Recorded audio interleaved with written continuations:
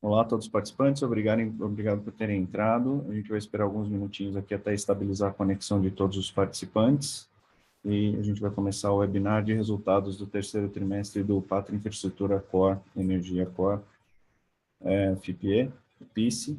Então, só alguns segundos aqui até que todos se conectem e nós vamos dar início aqui ao webinar.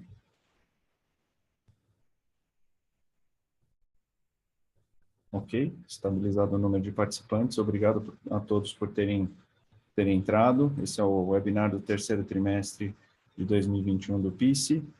Nós temos aqui conosco hoje o José Teixeira, que é sócio aqui do Pátria, responsável pelo desenvolvimento de produtos e também pelo relacionamento com investidores. Vai fazer uma abertura aqui e fazer um breve update do Pátria.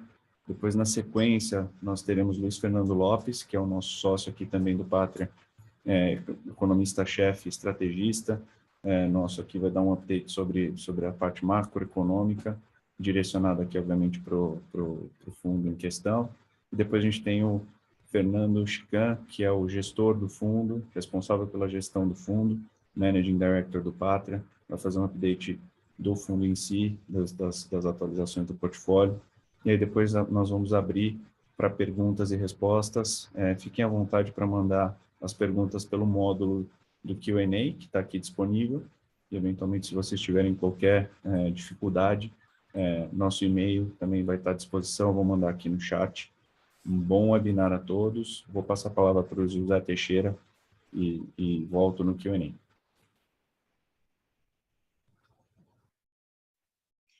Obrigado, Bruno. Obrigado a todos que estão participando desse webinar, conference call, apresentação aqui de atualização do nosso PICE 11.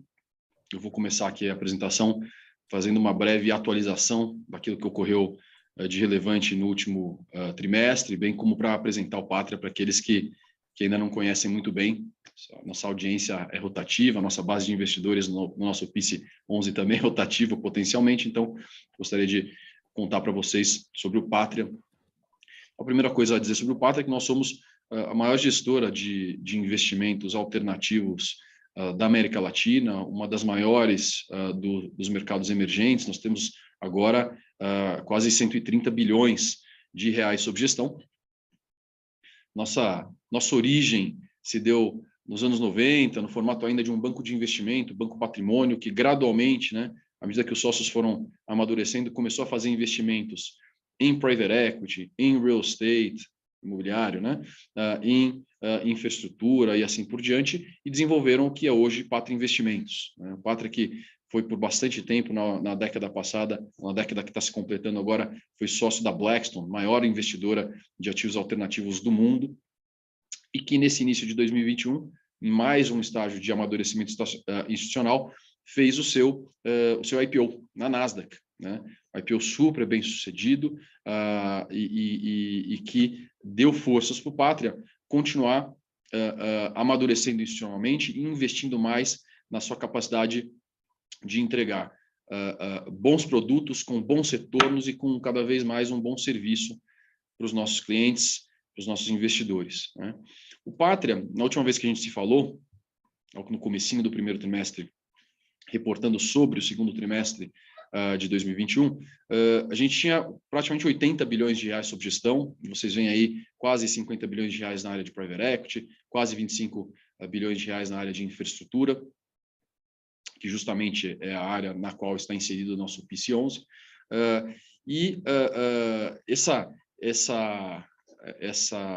esse grupo, né, de classes de ativos teve um terceiro trimestre muito bom, os fundos de private equity performaram muito bem, a área de infraestrutura, como vocês devem ter visto nas notícias recentes, teve uma participação super destacada, histórica até para a gente, né, num leilão histórico para o país, que foi o leilão do 5G, a nossa empresa do portfólio, o Winit, ganhou um dos leilões, uma coisa super legal que a gente conquista para a gente, também uma oportunidade da gente ajudar no desenvolvimento do Brasil, que é muito o espírito aqui de nós, sócios e equipe toda do Pátria. Então, o trimestre foi super legal por conta disso, mas também foi super legal porque, até em linha com o que a gente falou durante o nosso IPO, né, o processo do nosso IPO, a gente queria investir, né, em expandir o nosso portfólio de produtos, expandir a nossa capacidade de atender os nossos clientes.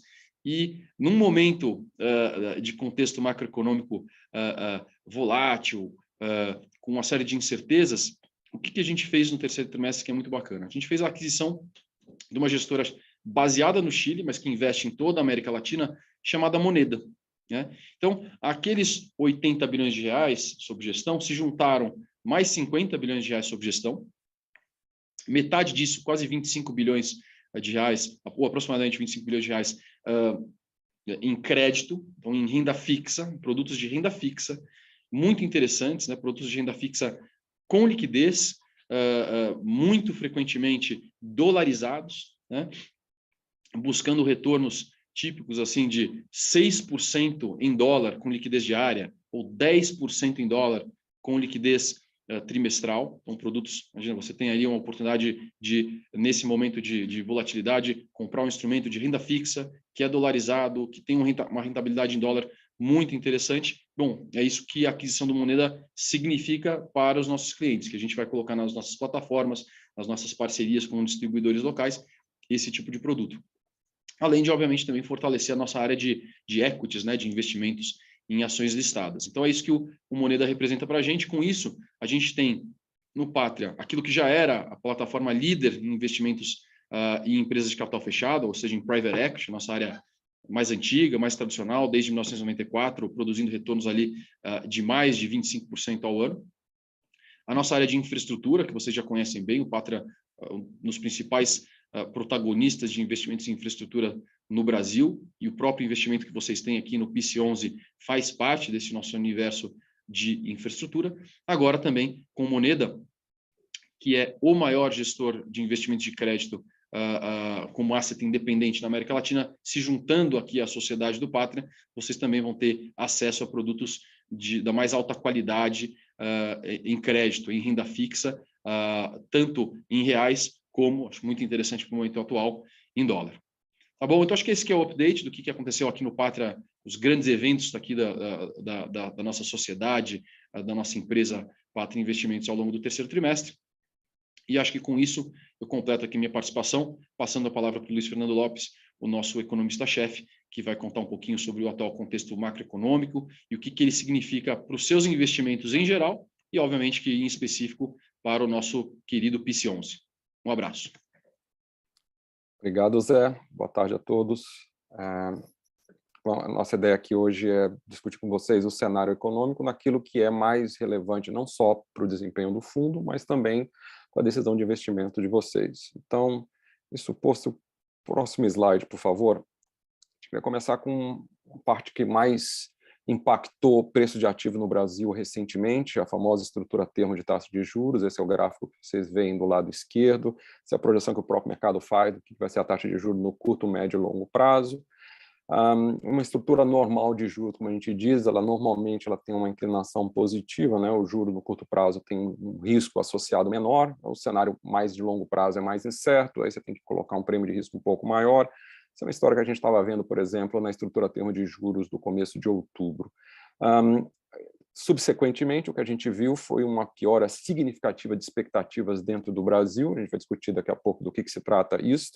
A estrutura a termo de juros inteiras pulou para cima, né? Os juros subiram muito e ficaram, como a gente diz, flat, né, em inglês, que é praticamente sem muita diferença entre o curto e o médio e o longo prazo. Está tendo um ajuste de expectativas ao longo dos últimos dias, então vocês vão ver que a curva mais recente ela já voltou um pouco, mas o que nos interessa na discussão aqui é, primeiro, a subida de taxa de juros. Você tem, como os juros é utilizado como fator de desconto para calcular o valor presente de qualquer ativo, tudo que está sendo descontado é um juro maior, o preço tem que cair. Então, todos os ativos, por exemplo, listados em bolsa, a própria bolsa de valores, fundos imobiliários, fundos de infraestrutura caíram o valor. Então, esse é o principal fenômeno que está sendo descrito aqui. Razões para essa piora. Bom, obviamente houve uma deterioração das expectativas fiscais no Brasil. O grande motivo provavelmente foi esse. Justifica-se uma piora de juros nessa proporção que a gente chegou a ver ali até o começo de novembro, e que agora já está uma percepção de juros, pelo menos uma projeção de juros um pouco menos salgada, A gente acha que não. O cenário fiscal no Brasil sempre inspira cuidados, é um cenário que tem que ser acompanhado com um microscópio quase que diariamente, mas olhando os números especificamente, a gente vê no gráfico do lado direito, a linha azul clara mede para vocês o déficit público consolidado do setor público no Brasil, o governo federal, 27 estados e 5.570 municípios, mais as empresas estatais não financeiras. A gente teve um problema, um desafio fiscal muito grande o ano passado, um déficit que chegou na casa de 14% do PIB, mas hoje o Brasil é um dos países, não é só a nossa avaliação, é a avaliação do Fundo Monetário Internacional, é um dos países que está promovendo a mais rápida redução de déficit público do universo das grandes economias. Talvez a Rússia se compare ao Brasil em termos de diminuição do déficit público. E como resultado disso, a linha azul escura que vocês também estão vendo, que mede a dívida como proporção do PIB, né, a dívida consolidada, a dívida interna e externa, também governo federal, estados e municípios e empresas estatais não financeiras, era um déficit que cresceu no ano passado, mas não chegou a alcançar os famigerados 100% do PIB, agora ele está em queda. Então, o cenário fiscal do que os números nos permitem ver está longe de sinalizar um desequilíbrio. Não é um cenário tranquilo, mas é um cenário que não justifica uma explosão de taxa de juros. Mas existem, obviamente, outros fatores que determinam também a estrutura a termo de juros. A gente tem que falar de inflação. Mas, para falar de inflação aqui, eu vou pedir para o nosso colega Nazir Tarraf, que faz parte da equipe econômica, vai discutir com mais detalhe vocês o que está acontecendo com a inflação no Brasil. Nazir? Obrigado, Luiz. Bom dia a todos aí novamente. Então, falando um pouco de inflação, né, como o Luiz comentou, teve esse choque de credibilidade, né, muito atrelado à alteração do teto de gastos, né, apesar da situação fiscal bastante confortável, mas, obviamente, a inflação incomoda, né, não só os investidores de uma forma geral, mas também a população. A ideia nessa página aqui é a gente mostrar para vocês a inflação um pouco mais no detalhe e identificar as potenciais tendências.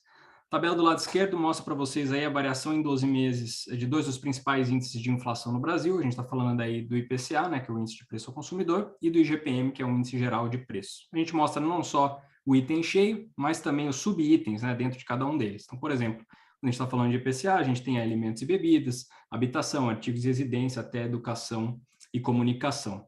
A história básica aqui dentro do IPCA é uma pressão inflacionária que começou principalmente em produtos de consumo básico, né? Então a gente está falando aí de alimentos e bebidas, hipermercados, supermercados, produtos de limpeza, muito pela natureza da pandemia, né? Especialmente no início do ano passado.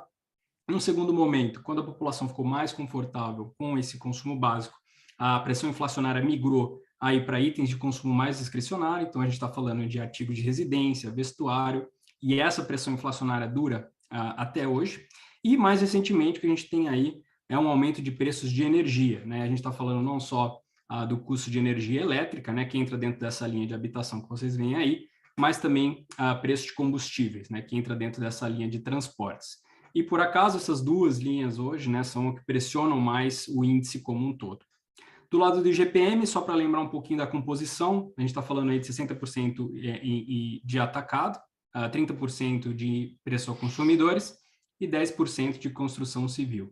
Aqui, a história básica é basicamente uma combinação de alta de preço de commodities, né, principalmente no mercado internacional, combinado, obviamente, com uma moeda super desvalorizada, né? E como aí o preço ao produtor, né, ou no atacado representa 60% do índice, uma deterioração nesse subitem, obviamente, leva com que o IGPM aumente significativamente. O que a gente viu é que o IGPM cresceu até 37%, bateu um recorde histórico aí em maio de 2021, mas a boa notícia aqui é que esse índice não está crescendo mais, não está aumentando. O que a gente vê hoje é um IGPM na faixa de 21,7%, e quando a gente coloca isso em perspectiva, indo para o gráfico do lado direito da página, né, a gente coloca os dois indicadores, o IPCA e o IGPM, ao longo do tempo, a gente vê que uma queda significativa do IGPM significa também uma queda significativa do IPCA. Não necessariamente ao mesmo tempo, né? Tem aí um delay, um atraso entre essas duas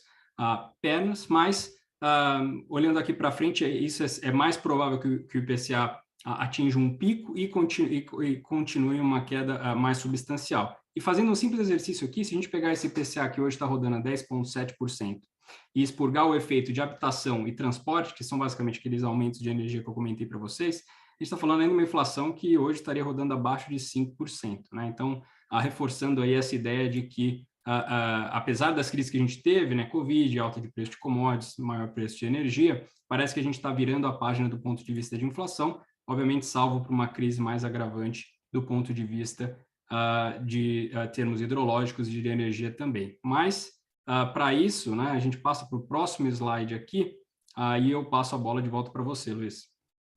Obrigado, Nazir. Então, é possível, gente, a gente ter um aumento adicional de inflação por conta de problemas de energia? Sim, é uma história que a gente viu ao longo desses últimos meses, mas é mais provável que a gente veja o contrário ao longo dos próximos meses, que é, acompanhando a curva de hidrologia que vocês estão vendo no gráfico do lado esquerdo, né? Por que a curva de hidrologia, o nível médio dos reservatórios é importante? Porque ainda hoje, mais de 60% da energia elétrica gerada no Brasil é por usinas hidrelétricas.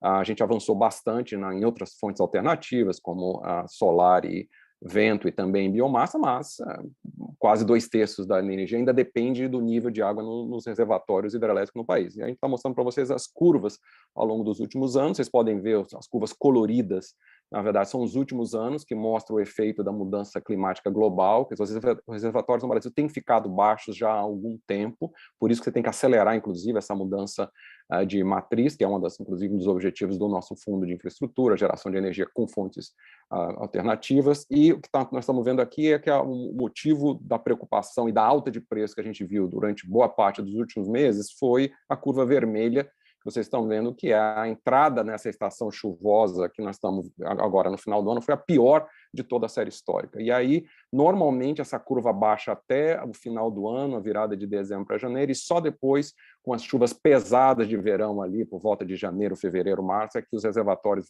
ficam para um nível mais confortável. Mas aí, o que ocorreu é que a curva parou de piorar já na virada de setembro para outubro, e ela está se comportando de uma maneira mais benigna. Então, se a gente extrapolar essa curva, supondo que não tem nenhuma mudança, e as chuvas de verão mais pesadas vierem, e o nível dos reservatórios aumentar, o que vai acontecer é que o governo não vai esperar até abril do ano que vem para rever a bandeira tarifária vermelha. Ele vai rever antes, significa uma queda de preço de energia e é um choque benigno, é o contrário do que a gente viu nos últimos meses.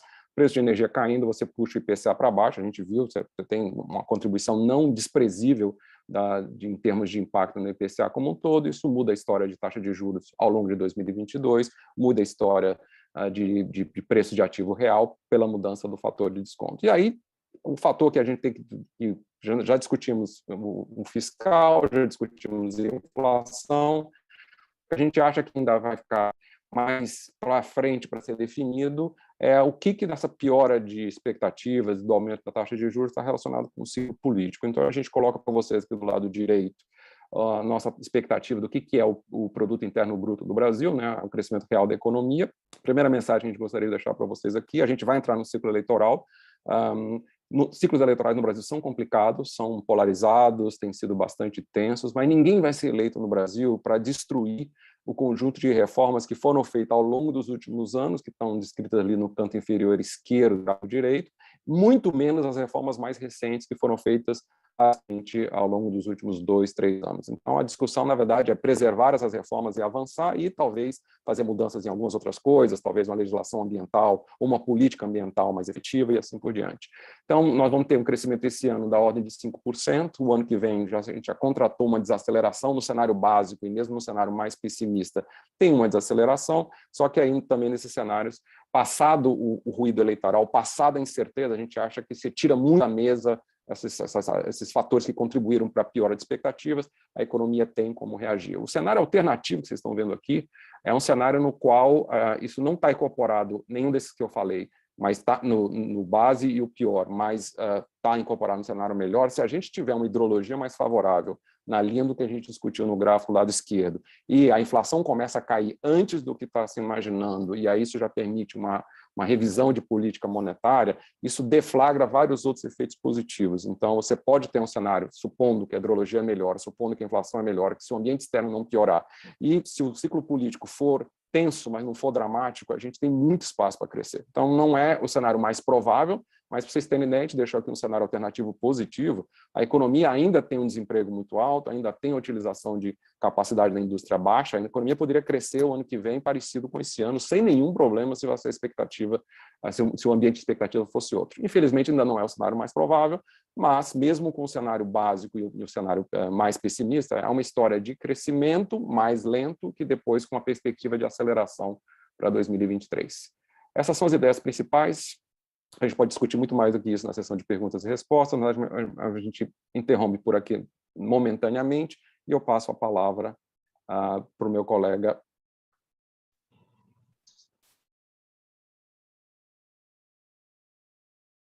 Boa, Luiz, obrigado.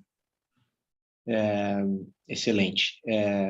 Bom, pessoal, Fernando Chican falando aqui, obrigado de novo aí pelo tempo de vocês e por poder bater esse papo sobre o PICE. Essa primeira página que a gente tem aqui é um sumário executivo sobre a atualização do fundo, só para já antecipar várias das perguntas que seguramente virão. André, você passa para a próxima, por favor? Ou pelo menos para mim está travado na agenda. Obrigado. Então, acho que a primeira mensagem importante é que, como vocês têm acompanhado nos nossos comunicados, o portfólio está totalmente alocado, né? A gente alocou os recursos captados no fundo no início do ano de acordo com o esperado, em 3 ativos eólicos, tá? O portfólio está bem alocado em debentures, tá? Então, o portfólio hoje é um portfólio de renda fixa, com retorno contratado e atrelado à inflação, o que obviamente mitiga boa parte das discussões macroeconômicas que a gente acabou de ter, e os ativos, que são os ativos que tomaram esse empréstimo, estão performando aí de acordo com o previsto, estão progredindo como nós esperávamos originalmente. Então, uma das perguntas que vem, e obviamente a gente tem que reconhecer que a cota não performou como nós esperávamos no início, acho que o Luiz deu todo o contexto macroeconômico disso, mas o fato é que não há, uma das, né, acho que os incômodos que qualquer cotista pode ter tem alguma coisa que aconteceu que foi negativa, tem alguma surpresa diferente do que eu esperava, além do cenário macroeconômico, e a resposta é que não, do ponto de vista do portfólio e do ponto de vista da gestora aqui, seguimos bastante confiantes com o resultado do fundo e com as premissas que nós comunicamos lá no momento da emissão do fundo em março desse ano. Na verdade, sobre o retorno do fundo hoje, no preço de fechamento de outubro, o PICE está até oferecendo um retorno relativo à NTNB e aos comparáveis, e a gente vai falar disso em mais detalhe, maior do que oferecia no momento do IPO. Então, na nossa visão, realmente é uma oportunidade de investimento hoje bastante interessante. A gente acha que a perspectiva da cota é uma perspectiva de recuperação e o fundo tem, vamos dizer, além do tema de retornos mais atraentes, também pagado um dividendo com uma recorrência super atraente, como vocês sabem, mensal, em linha, um pouco acima, na verdade, do esperado no momento do IPO. Tá? Então, hoje, né, no preço de fechamento de outubro, a nossa estimativa é que o retorno implícito, né, alguém que comprou lá no fechamento de outubro uma cota do PICE, vai ter um retorno até o final da vida dessa debênture de IPCA mais 9, é um retorno excelente, principalmente considerando a isenção fiscal do produto para as pessoas físicas. É uma cota que está quase 20% abaixo do valor patrimonial, e, de novo, com o yield esperado para o ano que vem, em linha com o yield deste ano aqui de R$9 por cota. A gente vai falar dos impactos de inflação, sobre isso em mais detalhe daqui um pouquinho. Então, a mensagem principal do ponto de vista do portfólio, tudo estável, tudo de acordo com o planejado e positivo. Do ponto de vista de retorno implícito e perspectivas futuras também, a gente acha que é uma oportunidade de retorno relativo excelente, uma ótima oportunidade de entrada aqui no fundo, e vamos falar o que a gente está fazendo em relação a isso. Tá? Então, podemos passar para a próxima página. Acho que a gente queria começar só rapidamente, para os menos familiarizados conosco, dando uma atualização sobre a área de infraestrutura do Pátria. O Zé Teixeira, no começo, falou bastante sobre o Pátria de maneira geral, mas acho que é importante dizer que nós, obviamente, queremos que os nossos cotistas estejam conosco no médio e longo prazo, e muito além, eu acho, do que é o portfólio do fundo hoje, é importante os cotistas saberem quem é o gestor, né? Qual que é o track record do gestor. Então, só tem 2 páginas aqui para dar um pouco de visibilidade para vocês sobre o que a área de infraestrutura do Pátria fez historicamente. Tá? A gente... Pode voltar uma, André, por favor? Então, em infraestrutura no Pátria, a gente investe há 15 anos, tá? A gente investe desde 2006. Nós já investimos em 23 companhias. Essas companhias atuam em 8 países diferentes. E hoje o nosso portfólio é um portfólio de 25 bilhões de reais. Então, esse tamanho, esse volume é realmente comparável com grandes conglomerados de infraestrutura. Se vocês olharem as empresas listadas em bolsa, que é do porte de CCR, CPFL, a nossa experiência é dessa magnitude, tá? A gente entrega um retorno consolidado de 18% ao ano desde 2006, então um retorno bastante expressivo. Então, não só a gente só chegou até aqui, obviamente, entregando resultado, e as nossas empresas se comprometeram com mais de 50 bilhões de reais de investimentos, já contrataram mais de 28 bilhões de reais de financiamentos. O nosso time é um time de mais de 70 pessoas, tá? Então, a principal mensagem aqui é convidar vocês, realmente vocês não vão encontrar um gestor com esse nível de experiência na América Latina, investindo aqui em infraestrutura e com um time e com um track record tão longo, né? O Zé comentou, o Pátria existe há mais de 30 anos e o time de gestão aqui está aqui há muito tempo. O Zé e o Luiz não necessariamente vão gostar do que eu vou dizer aqui, mas ambos estão... O Zé está aqui há 20 anos, o Luiz está há mais de 20 anos, eu estou aqui há 10 anos, então é um time bastante coeso e que vai estar aqui né, nas próximas, se tudo der certo, vamos dizer, muitos anos aqui para estar acompanhando os resultados e entregando o que se comprometeu com vocês. Tá? Na próxima página tem só um pouquinho mais de exemplo, vocês podem eventualmente dar uma olhada e tirar dúvidas aí com o nosso time de RI, mas é só para dar dimensão. O que são esses 23 investimentos? Tem de tudo. A gente já fez mais de 3 GB de renováveis, fizemos energia térmica a gás, fizemos linha de transmissão, fizemos rodovia, tem uma maior plataforma de transporte hidroviário da América Latina. Já em telecom, fizemos torre de celular, fibra ótica, data center, fizemos dessalinização de água no Chile, tivemos operador de água e esgoto para clientes corporativos no Brasil. Então, é uma experiência muito, muito ampla em todos os setores da infraestrutura e essa experiência que a gente está trazendo para esse produto aqui, que é o PICE. Tá? O PICE, como a maioria de vocês sabe, na próxima página, é um produto bem particular e focado em renda. Então, investir em ativos maduros de infraestrutura de baixo risco e focado em renda. Então, o que a gente está buscando aqui é investir em ativos pagadores de dividendo e o cotista se beneficiar, né, desse retorno estável e previsível, esse pagamento de dividendo estável e previsível. Tá? Esse é o objetivo do fundo. O fundo só investe em ativos do setor de energia elétrica. É um fundo que vai ter um portfólio bem diversificado, já nasceu diversificado investindo em 3 ativos, e que, obviamente, como vocês sabem, é um fundo listado em bolsa e que tem benefício fiscal para a pessoa física. Tá?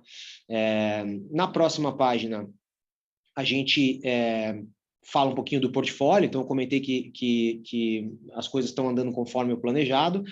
O portfólio do fundo hoje é composto por 3 ativos, são 3 parques eólicos operados por uma mesma empresa, que é um operador europeu chamado Care. Esses 3 ativos são localizados no Nordeste do Brasil. Os 3 têm contratos de energia vendidos no longo prazo, então a receita do projeto está contratada por 20 anos, então os PPAs, são como se chamam esses contratos, vão até 2041.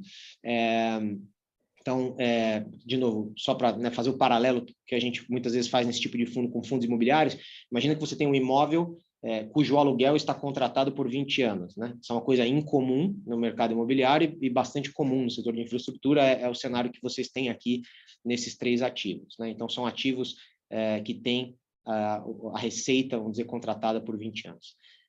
Os 3 ativos, o primeiro ativo, que é o Parque Eólico de Serrote, no Ceará, está operacional desde maio de 2021. O Parque Eólico de Serra do Mato, que também é no Ceará, está operacional, está entrando em operação agora. Na verdade, hoje a gente espera que seja a entrada em operação formal do projeto. Todas as torres já estão montadas e comissionadas, então hoje é um dia feliz aqui para o PICE. E o Parque de Afonso Bezerra está em construção, está com mais ou menos 80% de avanço físico e vai ficar pronto na primeira metade do ano que vem, tá? De acordo com aqui o esperado no momento da emissão. Tá? O que é importante dizer, como a maioria de vocês vai se lembrar, esse fundo investiu nesses parques não através da compra das ações dele, então o fundo não é dono de ações ordinárias dos parques, nós somos donos do ativo, nós somos donos de debêntures que foram emitidas pelos ativos. Tá? Então, como eu disse, esse é um portfólio de renda fixa que tem elementos de equity, como a gente chama, né? que essa debênture é uma debênture que é repaga com os dividendos do projeto, é uma debênture de 20 anos, mas, entretanto, com retorno contratado, com retorno definido e uma mecânica de repagamento pré-estabelecida. Tá? Só para dar um pouquinho mais de elementos sobre o que aconteceu nos ativos no último trimestre, o Parque Eólico de Serrote, como eu disse, já estava totalmente operacional, o parque está operando bem, tem taxas de disponibilidade acima do que nós projetávamos para esse primeiro ano, já está o CAPEX totalmente feito, toda a dívida desembolsada, todo o equity já aportado. Então, aqui, tudo avançando bem. No Parque Eólico de Serra do Mato, como eu disse, está entrando em operação agora, todo o equity já foi aportado, o CAPEX em linha com o esperado e a dívida do BNB, que é o credor sênior do projeto, já está sendo desembolsado normalmente. Então, esse projeto está entrando em conclusão agora, de acordo com o esperado, um pouquinho antes do esperado. E o Parque de Afonso Bezerra, no Rio Grande do Norte, ele teve um pequeno atraso na linha de transmissão, tá? Ele deve atrasar, de acordo com as nossas expectativas, de 1 a 2 meses, o que nós vemos hoje versus o que nós imaginávamos lá no início. Agora, o que é importante dizer é que, dado o mecanismo, dado a nossa debenture, né, e como ela foi estruturada, esse atraso de 1 ou 2 meses, e eventualmente até atrasos um pouquinho mais longos do que esse, que nós não esperamos, não afetam nem o retorno do fundo, nem o yield do fundo. Tá? Então, diferente de outras situações, se nós fôssemos donos do projeto e atrasasse 1 mês e gerasse menos caixa, talvez, né, tivesse um yield um pouco menor. Não espera-se que seja o caso aqui, porque o nosso instrumento tem mecanismos de proteção tanto para atrasos como para eventuais sobrecustos. Tá? Então, o projeto teve um pequeno atraso, mas que, de novo, nós não esperamos que impacte de nenhuma forma os dividendos nem o retorno do projeto, tá? Do fundo. Então, isso é sobre o portfólio. Rapidamente, na próxima página, a gente só queria reforçar esse tema da diferença entre o nosso instrumento e o que a maioria dos FIPs e ES tem, que são ações ordinárias, né, que ser dono de um ativo. Tá? Então, a gente trouxe um exemplo numérico aqui para trazer para vocês, porque realmente este fundo, dado o portfólio que tem, deveria fundamentalmente comandar um prêmio, ou seja, negociar uma taxa de desconto menor do que outras alternativas, por ser um portfólio de renda fixa e não de renda variável. Tá? Então, qual que é o exemplo que a gente está trazendo aqui? Imagine um projeto de geração eólica que tem 100 milhões de reais de receita, tá? Descontados os custos, tem 78 milhões de reais de EBITDA, tá? E descontada basicamente o pagamento de dívida, tem uma geração de caixa e, portanto, de dividendos de 27 milhões de reais. Tá? Se você fosse dono de metade desse projeto, você receberia dividendos, né? Se o Pátria fosse dono de metade desse projeto, receberia dividendo de 13 milhões de reais, tá? Por arredondamento aqui, obviamente, a diferença, né? Então, 13 milhões de reais por ano. Isso é o que aconteceria nesse cenário hipotético, desse ativo hipotético. Tá?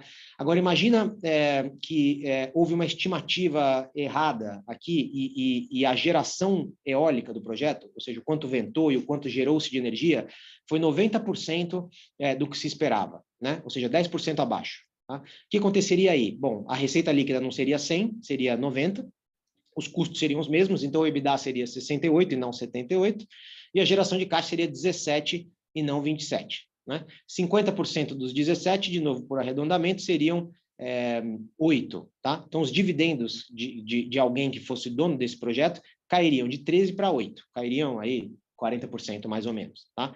E a TIR, ao longo da vida de 20 anos, assumindo que isso não acontece só em um ano, mas acontece sempre, a TIR cairia de IPCA mais 6,5 para 4,2.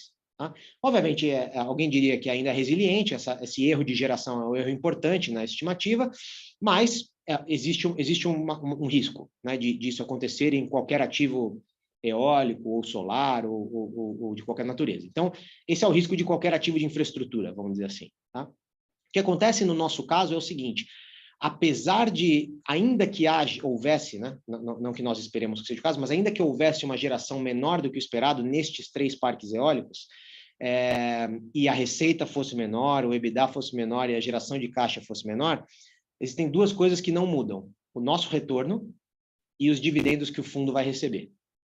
Por quê? Primeiro porque nós temos um mecanismo de proteção sobre os dividendos do projeto, nós temos um mecanismo de preferência sobre os dividendos do projeto. Então, independente se os dividendos do projeto são 17 ou 13, o nosso percentual dos dividendos vai aumentar se os dividendos do projeto forem menores. Então, se os dividendos do projeto, nesse exemplo hipotético, fossem 27, nós teríamos 50% dos dividendos. Se eles fossem 17, ou seja, 10 milhões de reais menor, a gente teria aproximadamente 80% dos dividendos de forma a preservar o que os nossos cotistas vão receber. Tá? Essa é uma melhora importante, ou uma vantagem importante deste fundo em relação a outros FIPS do mercado, né, que investem em ações ordinárias, que investem nas empresas, porque ele tem menos volatilidade no dividendo anual, né, no yield, e também menos volatilidade na TIR ao longo da vida dos 20 anos. Né? Então, a gente já falou sobre isso né, em outros momentos, no material publicitário, em outros webinars, mas a gente quis trazer esse exemplo numérico para ajudar a todos a ter clareza de como isso mais ou menos funciona. Obviamente, esse tema é razoavelmente complexo, então, se houverem dúvidas, por favor, nos façam as perguntas no Q&A e também para o e-mail do RI do PICE. Tá? Na próxima página, a gente fala um pouquinho sobre a performance do fundo. De novo, como eu comentei, a cota não performou bem, a cota de todos os FIPS não performou bem. Em parte, isso fundamentalmente faz sentido, como o Luiz falou, de um ponto de vista macroeconômico, né? Com o aumento da taxa de juros entre março e hoje, a cota fundamentalmente de qualquer ativo como esse deveria cair um pouco. Tá? O que aconteceu foi, para ter claro, né, qual foi o panorama, a cota patrimonial no momento da emissão de 98,59, depois dos custos da emissão, hoje é 101,65, a gente já distribuiu R$5, então a valorização total foi de R$8 nesse período aqui enfim, 7 meses. Então, esse foi o panorama até agora. Pode passar para a próxima, André, por favor. E hoje, entre a cota patrimonial e o valor de mercado, existe essa diferença de mais ou menos R$17 e mais ou menos 20%. Tá? Então, um comentário importante que eu queria fazer, que é importante todos terem claro, é o seguinte: se esse ativo não fosse marcado a mercado, né, não fosse listado em bolsa, o que você veria, né, o que o cotista veria? Se fosse uma debênture de infraestrutura típica, você veria lá no extrato né, da sua plataforma de investimento um valor de 101,65. Né, que é a valorização desse papel ao longo do tempo, marcado na curva. Né? O que a gente vê na prática, como o fundo é listado em bolsa e existe essa liquidez, é o valor da cota a mercado, 84,9. Né? Então, a gente acha, em parte, é uma pergunta que seguramente virá, eu nem vi o Q&A ainda, mas seguramente virá, mas por que a cota, né, por que sofreu mais? Em parte, a gente acha que é um pouco de o investidor, de maneira geral, vê uma queda que ele não vê, apesar do ativo ser o mesmo. Se você vender uma debênture de infraestrutura a mercado, hoje, como o Luiz falou, você vai ter uma perda. Né? Apesar de estar marcado a 101,65, se você fosse vender hoje, haveria uma perda, porque você vai descontar uma taxa maior. Apesar disso, o cotista, quando tem uma debênture, ele não vê isso na tela. Então, há uma percepção que esse tipo de produto, o FIPE, está performando pior do que outros parecidos, quando não é o caso. Realmente é só que você está vendo a marcação ao mercado todo dia e o outro não. Tá? O fato é que hoje, alguém que comprar a cota a R$ 84,90, nas nossas estimativas aqui, tem um retorno implícito próximo de IPCA mais 9 isento. Tá? IPCA mais 9 é realmente, para este nível de risco que eu estou descrevendo para vocês, um retorno, na minha opinião pessoal, extraordinário. O que significa IPCA mais 9? Significa que em 5 anos, seu capital dobrou, assumindo uma inflação de 4%. Tá? Então, em 5 anos, investiu 100 hoje, 200 daqui a 5 anos, e em 10 anos é quase 4 vezes o dinheiro. Tá? Então, é um retorno realmente para este nível de risco, e sem tributação alguma, um retorno realmente extraordinário. Então, nós estamos aqui fazendo um trabalho de RI importante, de tentar trazer para a base de investidores cada vez mais investidores sofisticados e interessados que entendam essa dinâmica e que apoiem o fundo para que haja menos volatilidade aqui dessa cota. O fato é que a gente tem muita convicção aqui no produto e nos ativos que a gente está investindo. Tá? Na próxima página, a gente fala um pouquinho do impacto do IPCA. Né? Então, esse é um tema que a gente tem recebido muitas perguntas sobre ele. E às vezes as pessoas perguntam, bom, se o yield esperado era R$ 9,00 e o IPCA foi de 4% para 10%, o que acontece? É R$ 9,00 mais como que é, né? Vai para 19, vai para 15, como que é essa relação, né? Então, só para garantir que está claro quais são os efeitos. Existem dois efeitos do IPCA. O primeiro é bem direto, que é no valor patrimonial do fundo, tá? Então, de novo, a gente está usando um exemplo ilustrativo aqui. Se a cota no ano 1 parte de 100 e o IPCA é de 4% e o retorno do fundo é de IPCA mais 6,5%, a cota patrimonial, né, se não pagar nenhum dividendo, vai de 100 para 110,8%. Tá? Não é 110,5% porque tem os efeitos compostos de 1 mais 4% vezes 1 mais 6,5%. Então, isso é o que aconteceria no cenário 1. Tá? No cenário que o IPCA vai a 10, que é perto do que está acontecendo hoje, o valor patrimonial deveria subir mais. Tá? Vai de 100 para 117, maior do que o 110. Isso é o que acontece do ponto de vista da cota, é mais direta essa relação. Do ponto de vista do yield, o yield é, para os menos familiarizados com esse tipo de fundo, o yield é o que o cotista recebe no bolso todo ano. Tá? A conta do yield é quantos reais você recebeu por quantos reais você investiu no início. Tá? É esse percentual. Bom, se você investiu 100 e no ano 1 teve um yield de R$10, isso é um yield de 10%. Tá? No ano 2, se o IPCA for de 4% e nada mais mudou, a geração não mudou, os custos não mudaram, etc., você vai de 10 para 10,4%. Notem que é uma variação bastante menor, né? De 10 para 10,4%. E se o IPCA for 10%, você vai de 10 para 11% de yield. Tá? Então, não é que há apesar da inflação ser substancialmente maior e da cota patrimonial subir bastante mais, no yield que a gente recebe, o impacto é menor, porque realmente é 10% sobre uma base já menor. Né? Então, é isso que a gente deveria ter na cabeça sobre os impactos da inflação. Então, o impacto na cota patrimonial, obviamente, ajustado para os dividendos, é maior, mais direto. No yield nominal é um pouco mais indireto. Tá? E esse efeito é um pouco mais lento. Tá? Então, esse é um conceito que a gente acha importante dividir com todos. Na próxima página, esse de novo, é uma mensagem super, super importante que a gente tem. Então, o que acontece? De fato, houve uma mudança, o Luiz comentou isso bastante, e o Nazir, houve uma mudança do cenário de juros muito importante. Tá? O que a gente está mostrando aqui para vocês? As debêntures, a gente pegou uma média das debêntures de infraestrutura do setor elétrico. Tá? Em março de 21, no momento do IPO do fundo, essas debêntures pagavam inflação mais 4,1%, quando a NTNB pagava, numa duration bem curtinha, pagava IPCA mais 2,4%. A diferença de 4,1 para 2,4 é 1,7%. Então, basicamente, o que está implícito aqui? Que os investidores falavam, olha, para eu tomar um risco corporativo, um risco de crédito de uma empresa, eu preciso de 1,7% a mais por ano do que o risco Brasil. Tá? O que aconteceu em outubro foi que o risco Brasil, né, aumentou, o IPCA foi para 4,8%, foi um aumento importante, só que as debêntures de infraestrutura foram para 5,8%. Então, a diferença entre um e outro caiu bastante, caiu de 1,7%, né, a diferença do risco corporativo para o risco Brasil, para 1%. Então, o spread que se pediu para investir nesse tipo de instrumento foi menor. Tá? O que aconteceu com o PICE foi o contrário, na verdade. O PICE, no momento da IPO, tinha um prêmio de 300 basis points, ou seja, 3% sobre a NTNB, e hoje tem algo como 3,8% sobre a NTNB. Isso obviamente, mostra mais uma vez essa indiciocracia, né, essa oportunidade de compra do PICE, porque, fundamentalmente, o que o PICE tem dentro dele é um ativo de renda fixa de infraestrutura, muito comparável com essas debêntures de infra. Então, alguém argumentaria que o spread entre o PICE e essas debêntures de infra deveria ter se mantido. Se tivesse se mantido, né, e o PICE não tivesse negociando a IPCA mais 8,9, tivesse negociando a IPCA mais 7,4, que é um spread similar, a cota ainda se valorizaria R$10. Tá?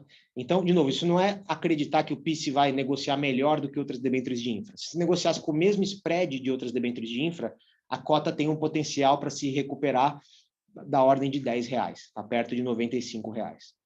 Então, de novo, a gente controla pouco, a gente faz o que a gente pode sobre a marcação ao mercado da cota, né? Então, o fundo está em market maker, a gente está fazendo uma gestão de RI muito ativa, mas o fato é que a gente está muito concentrado no fundamento, e no fundamento a gente acredita bastante que tem uma oportunidade aqui de valorização da cota bastante importante, tá? Por essas razões que a gente acabou de comentar. Sobre expectativa de distribuições, que é uma pergunta também bastante frequente, acho que a gente já comentou, né, nos níveis atuais, entre março e fevereiro, a gente está distribuindo da ordem de R$9, tá? Essa expectativa de distribuição, isso foi o que a gente distribuiu até hoje, um pouquinho acima do prospecto que a gente espera que aconteça até fevereiro. Esse é um yield na cota de outubro de 10,6%, tá? E obviamente já falamos bastante do retorno. E aí uma pergunta que vem muito é para o ano que vem, tá? Para o ano que vem, a gente espera que as distribuições se mantenham em R$9 por cota, tá? Esse valor deve variar um pouco, tá? A gente não espera que ele varie muito, porque existem várias variáveis aqui, que qual é a data exata de pagamento dos dividendos do projeto, qual é o IPCA, qual é a geração, quais são como é a performance exata do projeto, então não dá para cravar se vai ser 8,5, 9, 9,5, acho que tem alguma variação em torno desse número, mas o que nós esperamos é que seja de ordem similar, tá? Que seja aproximadamente aqui R$9, em linha com o que a gente está pagando hoje e em linha com o prospecto, na verdade, um pouco acima do prospecto. Essa já era a expectativa que nós tínhamos lá no momento da emissão em março, tá? Então, de novo, isso aqui no preço atual vai dar um yield acima de 10% ao ano, com retorno implícito, como nós falamos, de IPCA mais 9 no preço de fechamento de outubro. Tá? A gente está muito animado. Uma pergunta que seguramente virá hoje nós estamos pagando esses dividendos mensalmente. Sobre o ano que vem, isso ainda não está definido, se a gente vai conseguir continuar pagando mensalmente ou se pode ser trimestral. A gente, obviamente, vai tentar que seja mensalmente, mas, como eu disse, depende um pouco da frequência de pagamento dos ativos. A gente acha que tem boa chance de continuar sendo mensal, mas pode ser que tenha aqui uma mudança para trimestral em algum momento, ou pelo menos temporalmente. Tá? Não deveria, de novo, pensando em um cotista aqui que está pensando no médio prazo e até em linha com outros produtos do mercado, isso não deveria ser uma mudança muito adversa, o valor do dividendo em si não vai mudar, é só talvez algum delay aqui de 1 ou 2 meses entre uma distribuição e outra, francamente mais frequente do que a maioria dos outros FIPS do mercado. Acho que essa era a última, André, ou tem mais alguma? Era a última mesmo. Então, ótimo. Então, com isso, eu passo a palavra para o Bruno. Acho que a gente tem boas perguntas aí e animado para endereçá-las. Bom, obrigado a todos aí pelas perguntas. Recebemos várias perguntas aqui ao longo da apresentação. Se alguém quiser mandar alguma pergunta, a gente ainda vai deixar aberto aqui o módulo de Q&A. A primeira pergunta aqui, e é uma pergunta para o Luiz Fernando, é uma pergunta a respeito de qual a expectativa nossa de uma alta em relação à taxa de juros no Brasil, considerando a perspectiva de aumento de juros nos Estados Unidos, né? Qual que é a nossa visão sobre esse tema? Ok. Obrigado, Bruno. Obrigado, Chican. O que a gente está achando, gente? Política monetária aqui no Brasil está se antecipando, ela trata de problemas domésticos, né? A inflação que a gente tem está muito acima da meta, mas ela está se antecipando a alta de juros nos Estados Unidos. Então, o raciocínio que a política monetária no Brasil depende muito do juro nos Estados Unidos só é válido se você tem um financiamento da dívida interna brasileira relevante sendo feita por estrangeiro. E, na verdade, não é o que acontece. Vocês pegarem um total de dívida pública brasileira detida por estrangeiro sob qualquer tipo de instrumento, não dá 10% do volume total. Então, o investidor estrangeiro não tem nenhum papel relevante, nem na formação de preço, nem na necessidade de financiamento. Então, o que vai acontecer é que o juro no Brasil vai subir o que for necessário para que a taxa de juros chegue no nível que acelere a convergência da inflação IPCA para a meta. A gente acha que deve ter pelo menos alguma coisa em torno de 3 pontos percentuais a mais de juro para subir, então a gente está aqui um pouco abaixo de 8%, a gente deve ir para as proximidades de 11%.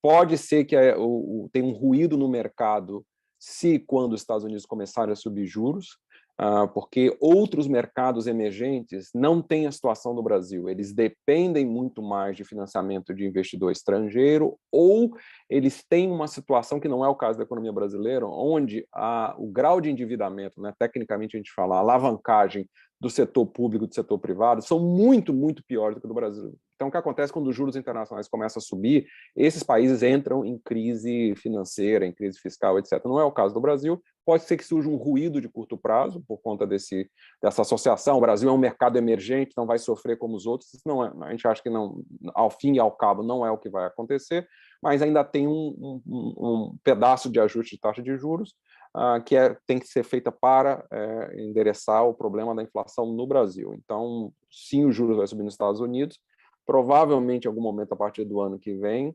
A gente não acha que vai ser o caso na Europa, em outros países avançados, e mesmo no caso dos Estados Unidos, quando eles vão subir juros, a gente acha que vai ser bem cauteloso, bem modesto, porque os Estados Unidos é uma situação de uma economia que depende significativamente do investimento estrangeiro para financiar a própria dívida local. Alguma coisa como 1/3 da dívida dos Estados Unidos, na verdade, é carregada por estrangeiros, e os Estados Unidos é uma economia muito alavancada do ponto de vista de dívida pública, do ponto de vista da dívida do setor privado. Então, se eles subirem o juro muito rápido nos Estados Unidos, isso provoca um efeito devastador na economia americana. Então, vai subir aos pouquinhos. Enquanto isso, o Brasil provavelmente já fez a maior parte do ajuste de juros que tinha que ser feito, então a gente acha que pode ter um ruído de curto prazo, mas não é isso que vai determinar o nível de juros do Brasil de médio e longo prazo.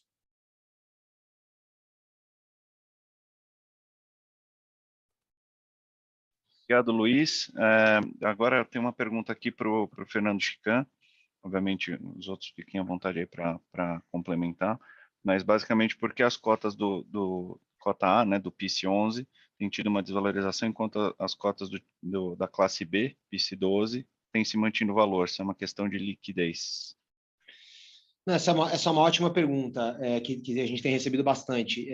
O PIS 12 foi uma classe de cotas que a gente emitiu antes da oferta pública, foi uma oferta restrita que tem um grupo menor de investidores e que transaciona menos. Tá? Então, um grupo de investidores que fez investimento maior, né,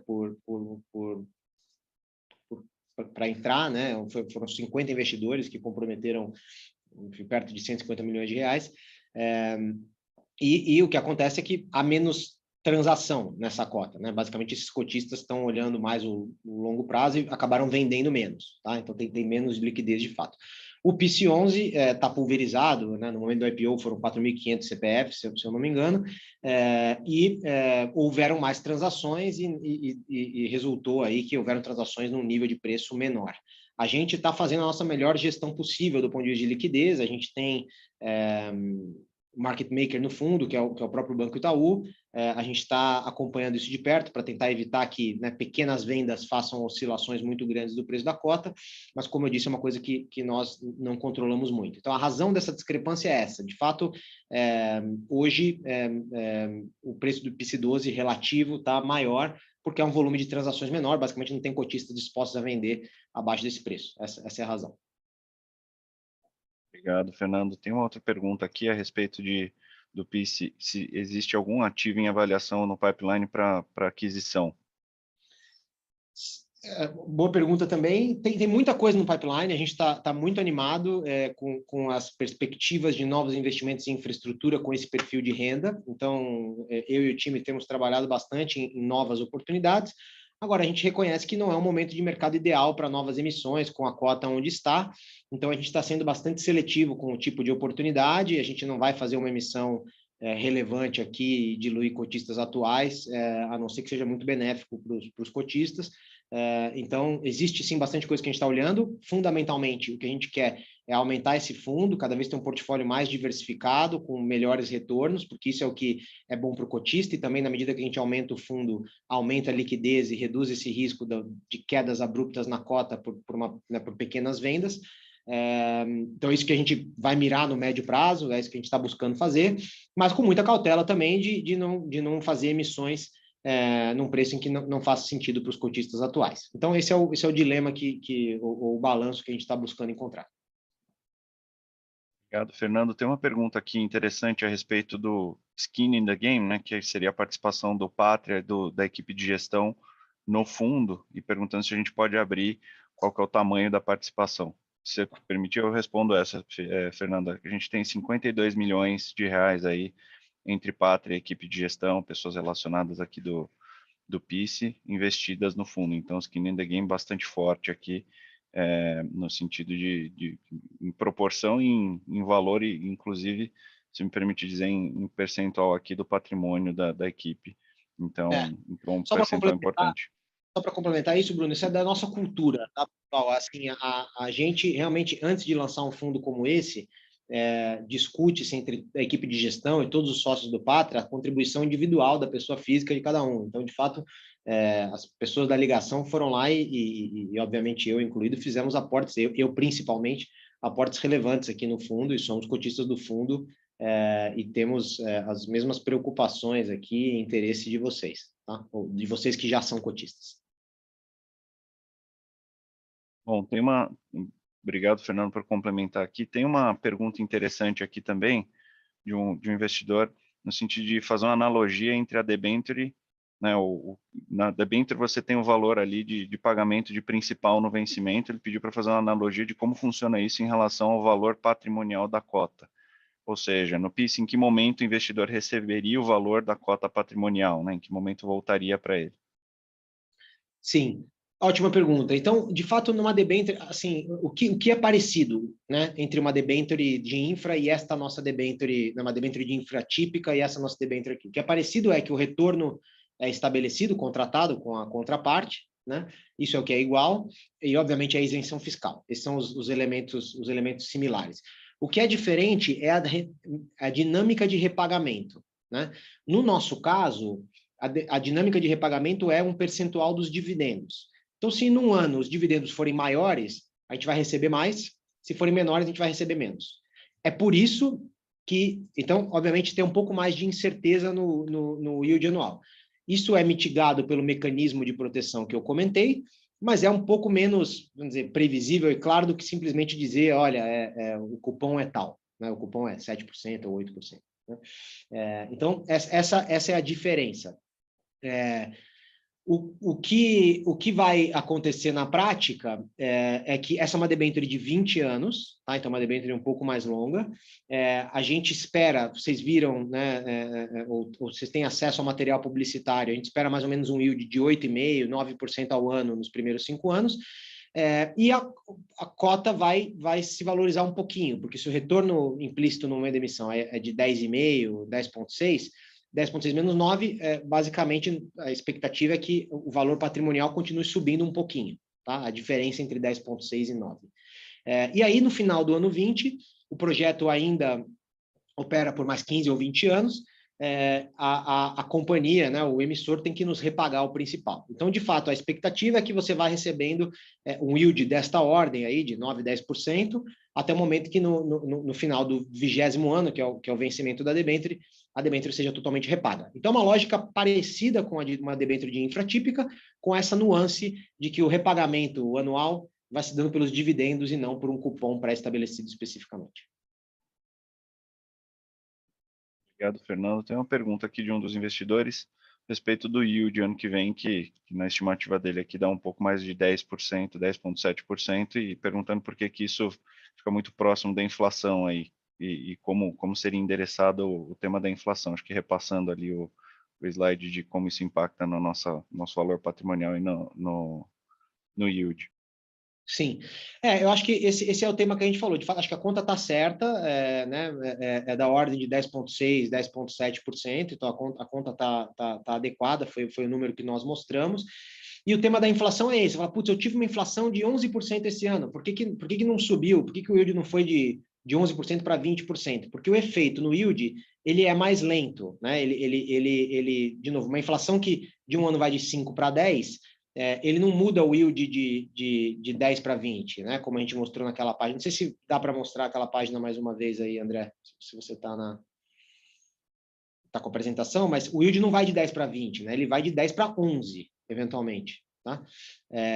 Então, o que é importante, obviamente, é que esse acúmulo na cota patrimonial vai aumentar o yield de maneira consistente em vários anos. Então, essa página aí exemplifica isso. Então, um aumento de inflação relevante de 4% para 10% aumenta o pagamento de dividendos ao invés de ser 10,4 num ano, vai para 11 no outro ano. Né?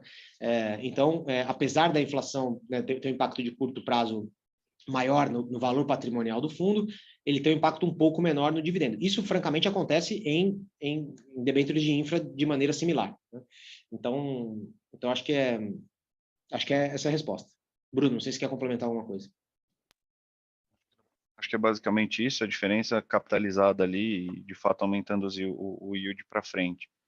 Tem uma pergunta interessante aqui do investidor a respeito da taxa de juros e inflação, né, aumentando, se prejudica de alguma forma a capacidade de pagamento aí dos ativos, né, da Care, e se os PPAs, como é que os PPAs protegem a companhia nesses movimentos, enfim, como é que essa dinâmica afeta a capacidade de pagamento das debêntures, né, que a gente tem.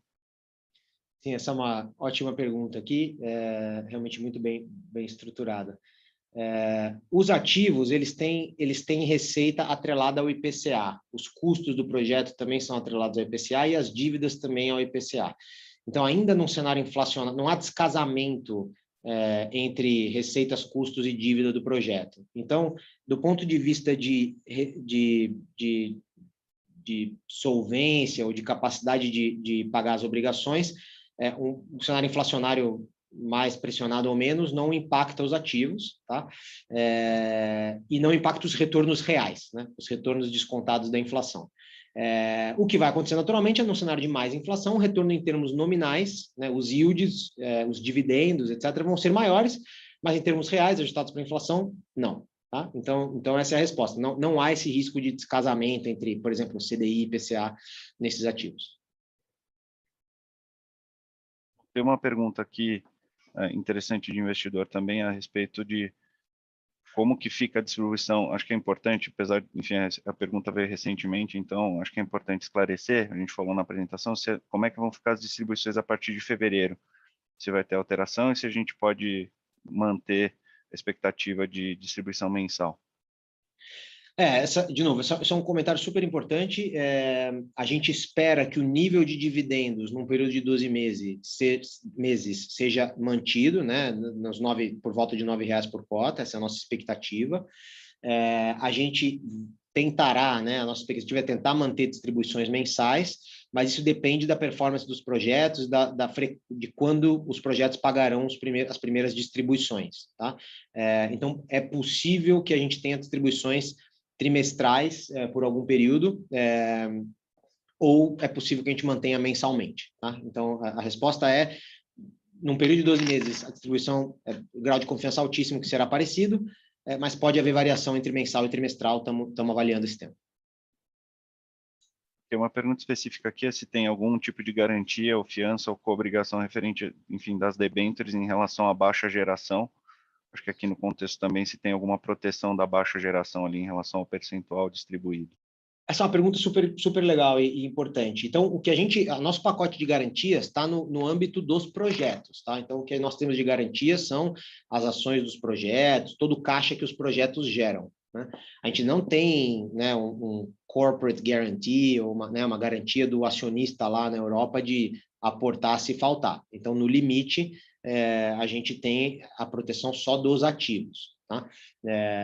A gente tem um grau de conforto grande, porque basicamente o valor das nossas debêntures é mais ou menos metade na nossa avaliação, mais ou menos metade do valor dos projetos. Então, tem muito espaço para os projetos performarem abaixo do esperado e ainda assim a gente ser totalmente repago, né? Basicamente, o valor dos projetos é muito maior do que, na nossa avaliação, do que o valor das debêntures. Uma pergunta de investidor aqui, por que no segundo ano aí do fundo não tem nenhum aumento ali não existe um aumento nominal ali no valor de 9, vai para R$9 e não está aumentando em relação ao IPCA? Sim, acho que essa é uma boa pergunta também, é uma combinação de vários fatores, tá? Primeiro, importante dizer que esses R$9 são acima do que nós esperávamos no momento da IPO, então já existe um ajuste aí, né? No momento da IPO, se eu me lembro bem, era de 8,5%, né? E não esses R$9. Então, esse é um elemento. O segundo elemento é que vocês devem se lembrar que, nesse primeiro ano, como os ativos ainda não estavam operacionais, não rodaram um ano inteiro operacionais, esse dividendo que nós pagamos em parte foi uma renda garantida, né, captada com os recursos do fundo. Então, intencionalmente, né, o nível do primeiro e do segundo ano são similares, né? É o que estava lá já no material publicitário. Então, há um aumento em parte do IPCA, tem esse tema do primeiro ano que eu expliquei, e tem também o tema de que a gente não está cravando o número exatamente, porque, como eu disse, esse número está sujeito a variações da performance dos ativos, de qual vai ser o nível de IPCA, quais são as datas dos pagamentos, etc. R$ 9,00 não é uma estimativa ultra precisa, nós estamos comunicando que esse será o dividendo e não mudará, estamos comunicando que será desta ordem de grandeza, pode ser que venha a ser um pouquinho maior, obviamente também pode ter um ajuste para baixo, apesar da gente não esperar. A gente tem aqui ainda mais umas 20 e poucas perguntas aqui que a gente está endereçando, mas, enfim, são várias. Posso falar uma, Bruno, que eu vi, claro, que eu acho importante aqui, que enquanto você perguntava para o Luiz, eu vi uma pergunta, né? Acho que uma das perguntas que foram feitas foi: Fernando, você está falando que isso aqui é um portfólio de renda fixa, por que na XP eu vejo isso como renda variável, né? Por que tem a cotação a mercado? Acho que o que é importante dizer é que esse fundo, no futuro, a gente espera investir em ações de empresas de infraestrutura, né? Não é um portfólio apenas de renda fixa, e é um fundo listado em bolsa, né? Um fundo listado na B3, que tem marcação a mercado, então a liquidez do ativo faz com que acaba sendo um produto de renda variável por essas duas razões. Por regulamento, ele pode investir em equity, e porque ele é listado em bolsa e tem essa liquidez. O que é importante, entretanto, é o cotista saber que o que ele está comprando ao investir nesse fundo, o ativo deste fundo, hoje é um instrumento de renda fixa, né? Então, isso faz com que haja essa, vamos dizer, oportunidade de investir no ativo de renda fixa com este nível de retorno hoje. Tem uma pergunta aqui importante, Fernando, em relação ao prazo final das debêntures aqui dos 20 anos, se vai ter uma amortização final ou se o valor pode ser reaplicado, né? O valor corrigido pelo IPCA vai ser reaplicado. Ótima pergunta. Então, acho que por regulamento, o gestor tem a possibilidade de reinvestir os recursos num prazo muito curto se eu não me engano, 2 meses, a gente eventualmente poderia fazer. A gente não espera que seja o caso. No momento que essas debêntures sejam, né, repagas lá na frente, esses recursos devem ser devolvidos. Aí a pergunta que pode vir é: acaba o fundo? A gente não espera que acabe o fundo, porque a gente espera fazer novas emissões e investir esses recursos. Esta porção das debêntures será devolvida, mas a gente espera que o fundo tenha vários outros ativos que vão continuar existindo dali em diante, né? Então, a resposta é essa. Acho que haverá um repagamento importante, é isso que a gente espera, mas o fundo continuará existindo. Esse é um fundo de 99 anos. A gente tem aqui várias perguntas que eu só recomendo aí quem puder, dos investidores que puderem e eventualmente não conseguirem as respostas aqui live, podem encaminhar para a gente no ri.pice@patria.com. E tem uma pergunta direta aqui: se a gente pensa em fazer uma emissão em relação ao pipeline que a gente vê pela frente, abaixo do valor patrimonial, abaixo do valor da cota aí do fundo. Acho que obviamente, se nós pensamos sobre essa possibilidade, acho que sim, a gente tem essa discussão aqui com os distribuidores, etc., para pensar o que faz sentido, né? Vamos dizer que, por hipótese, essa cota né, orbite aí em R$90, né? Isso significa que o fundo nunca mais poderá fazer nenhuma emissão. Acho que isso não é uma atitude positiva para os cotistas. O fundo vai acabar ficando com pouca liquidez, com pouca atenção e com retornos, vamos dizer, baixos, né? Então, é uma coisa que nós, de novo, pensamos em qual é a melhor forma de lidar com essa situação. Vamos trabalhar para a cota reagir, essa é a nossa prioridade número 1, e em parte para a cota reagir a gente acha que precisa colocar mais ativos nesse fundo, com melhores retornos, com melhor yield para fazer a cota performar. Então, pensamos, mas não existe uma decisão de fazer nenhuma emissão no curto prazo, não existe um caminho para fazer isso. A gente vai avaliar qual é a melhor forma de otimizar aqui, de buscar os melhores retornos e performance para os nossos cotistas. Tem mais uma pergunta aqui, Fernando, interessante a respeito de quais são os temas de ESG do fundo aqui, do Pátria, quais são as iniciativas até do portfólio aí que a gente pode comentar. Sim, esse tema de ESG é, obviamente, super importante e presente para nós. O fundo é um fundo que só investe em ativos de geração de energia renovável. O Pátria é signatário do PRI, dos princípios de investimento responsável da ONU. Temos uma política de diligência de atuação de ESG super estabelecida, e o fundo tem essa temática, né? Os ativos em si têm um impacto super positivo nas comunidades locais, no Ceará e no Rio Grande do Norte. Tem uma atuação super, super bacana lá, que nós não podemos tomar crédito, liderada pela Care, que é o nosso parceiro. Então, esse framework de investimento realmente permeia tudo que nós fazemos. Por acaso, eu estou numa sala aqui, não sei se vocês conseguem ver atrás de mim, com imagens de ativos eólicos que nós investimos e somos acionistas lá no Chile. Então, essa temática de investimento em geração renovável e ESG é uma temática que está conosco há mais de 15 anos, como eu falei, quando nós começamos a investir em energia renovável no Brasil. Então, as iniciativas são várias. Eu acho que no nosso site de RI a gente vai dar mais publicidade para esse tema. Bom, a gente está chegando aqui ao fim, a gente já estendeu 10 minutos aqui em respeito a todos. Vou fazer uma última pergunta aqui que surgiu e é importante para nós aqui, se a gente tem algum tipo de colocação com a CVM ou com outros órgãos aí para transformar esse fundo, que hoje é para investidores qualificados, em um fundo para investidores em geral. Então, esse é um tema importante que a gente tem visto. Aí, Fernando, se você quiser complementar, fica à vontade também. A gente tem visto esse tema, a gente concorda que boa parte dos produtos que hoje estão para investidores gerais são muito parecidos com esse até muito mais protegido do que muitos que saem no mercado para público geral. A gente já fez o nosso pleito junto a outros FIPS e ES, também outras gestoras, a gente está em órgãos de classe discutindo o tema e fazendo esse pleito junto à CVM. No limite, essa é uma decisão deles e, de fato, a gente está trabalhando para que aconteça e a gente mantém vocês informados aí sobre as evoluções, mas não tem como a gente alterar simplesmente o regulamento aqui para que isso aconteça sem a permissão da CVM. Com isso, aí, Fernando, se tiver alguma pergunta aqui especial aí para finalizar, fica à vontade, mas com isso acho que a gente encerra de novo. A gente tem aqui mais ou menos 20 perguntas para responder, então peço desculpa se alguém aí não conseguiu a resposta. A gente encoraja aí que envie um e-mail para ri.pice@patria.com. A gente vai ter o prazer de responder. Obrigado pela participação. A gente teve uma série de investidores aqui e contem conosco aí e agradecemos pela confiança no investimento. Do meu lado aqui, obrigado, Bruno. Eu só queria reforçar realmente esse ponto. Obviamente, uma hora, eventualmente, a gente não consegue cobrir todos os temas, ou algumas das nossas respostas foram rápidas ou não tão claras. A gente realmente está aqui 100% à disposição para dirimir qualquer dúvida que os nossos cotistas ou investidores potenciais interessados no fundo tenham.